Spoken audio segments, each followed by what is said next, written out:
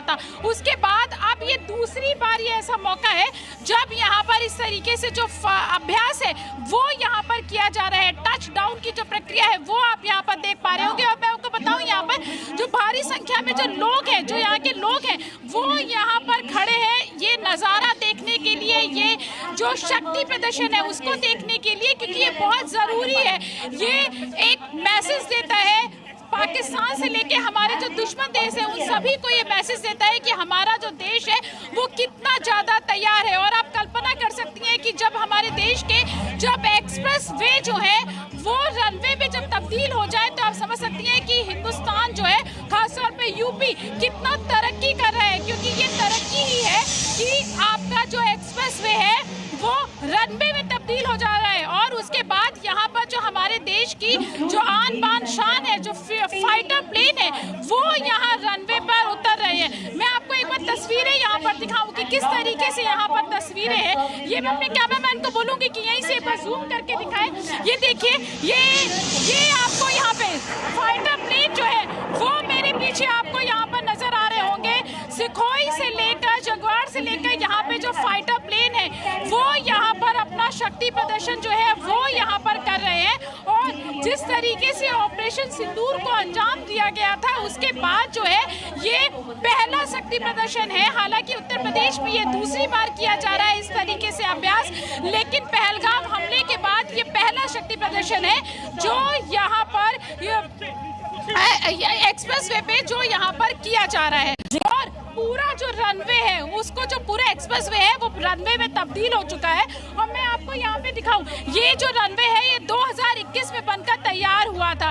और यहाँ पर लोग जो है वो इन्हीं चीजों की एक नजर पाने के लिए बेताब है। लोग अपने जो फाइटर प्लेन है, जिसको कहा जाता है कि हमारे देश की आन बान शान है, क्योंकि जब भी हमारे देश में कोई आंख उठाकर देखता है तो यही वो प्लेन है, यही वो फाइटर प्लेन है जो मजबूती के साथ मुकाबला करते हैं। और नतीजा सभी लोगों ने देखा, क्योंकि जिस तरीके से पहलगाम हुआ और जिस तरीके से ऑपरेशन सिंदूर हुआ तो नतीजा पूरे विश्व ने देखा कि किस तरीके से भारत की ताकत है। और भारत मुझे एक तरीके से डीके पांडे सर ऐसा भी लगता है कि अब जिस तरीके से इनोवेशंस हो रहे हैं, पूरा देश कहीं ना कहीं इंटीग्रेटेड डिफेंस ग्रिड में तब्दील हो रहा है। अब कहीं भी देखिए, मुझे लगता है समय समय पर युद्धाभ्यास होना, ना केवल देश के अंदर बल्कि विदेशों में भी जाकर के और विदेशी जो नेशंस हैं उनके साथ मिलकर के ये जो युद्धाभ्यास हो रहा है, तकनीक का आदान प्रदान हो रहा है। पिछले 10 वर्षों में डीके पांडे सर, भारत कितना बदला है? देखिए, अगर देखा जाए तो समय के साथ चुनौतियां हमारी बदली हैं। जो हमारा थ्रेट परसेप्शन था वो उसमें बदलाव आया है।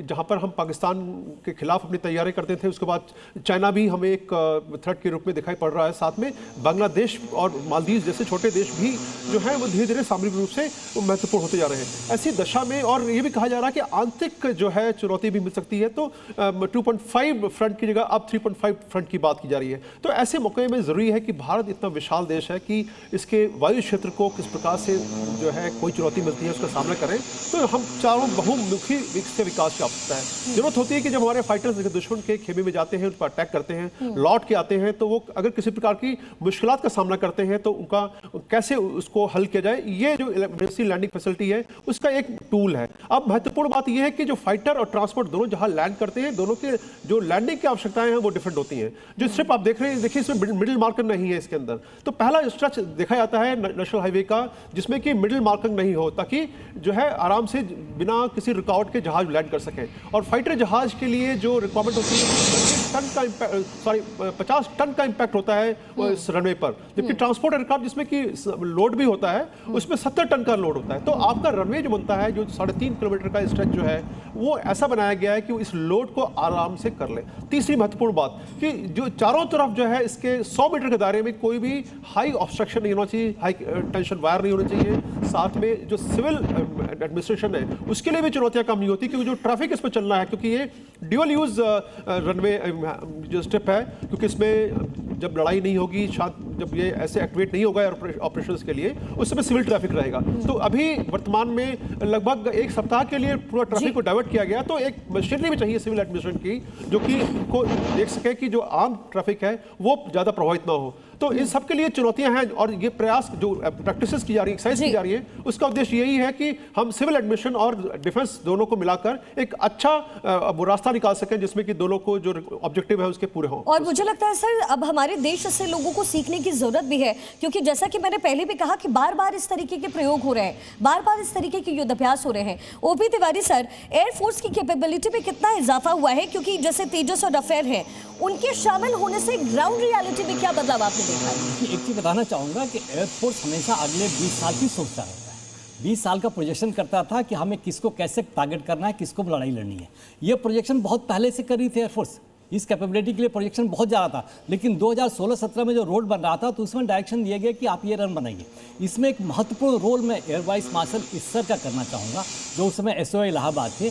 उनकी देख रेख में ये रोड जो बना रही थी, उनको आइडिया नहीं था रनवे कैसा बनेगा। रनवे की रिक्वायरमेंट अभी पांडे साहब बहुत क्लियरली बता रहे थे। तो ये जो AVM इस्सर साहब के सामने, ही मस्ट बी हियरिंग, कहीं पर भी होंगे, it was his credit and the way he involved UP government के साथ और आके रोडवेज अथॉरिटी के साथ, ये बहुत महत्वपूर्ण आवश्यकता थी। दूसरी बात पर एयरफोर्स की जो भी रिक्वायरमेंट थी, ये गवर्नमेंट भली बात पूरी कर रही है, ताकि हमारी फायर पावर हमेशा मजबूत है। जिस तरीके से हमारे एयरक्राफ्ट पुराने हो रहे हैं, नए एयरक्राफ्ट आ रहे हैं, तो प्लानिंग ऐसी चल रही है कि एक स्क्वाड जाता है तो दूसरा स्क्वाड तैयार हो जाता है। तो ये जो क्षमता है बहुत ही इंपॉर्टेंट है, बिकॉज पर्टिकुलरली हमारी जो एडवर्सरीज है, दो इंपॉर्टेंट है for air force point of view से। 2.5 की बात करते हैं, लेकिन जहाँ तक एयरफोर्स का रोल है, 2 है। जिस तरीके से हमारे एयरक्राफ्ट है, अभी विश्व का एक सर्वे हुआ था, WMDA का उन्होंने किया था, Indian air force was judged ahead of China, because हमारी कैपेबिलिटी का मिक्स इतना अच्छा है कि इसमें हम एयर स्ट्राइक भी कर सकते हैं, फोटोग्राफी भी कर सकते हैं, स्ट्राइक भी कर सकते हैं। ये हमारी एयरफोर्स बहुत तेजी से आगे बढ़ रही है, इंस्पाइट ऑफ नंबर कम होने के बावजूद भी Indian air force are rated above China. हाँ, और बिल्कुल, और बहुत सारे जो फाइटर जेट्स हैं वो ऑनगोइंग इस समय स्टेज में है, बन भी रहे हैं। लेकिन एक बात अब पूरी तरीके से तय है कि भारत अब डिफेंसिव मोड में नहीं खेलेगा, भारत खेलेगा ऑफेंसिव मोड में, और ये वायु शक्ति उसका प्रदर्शन करता है।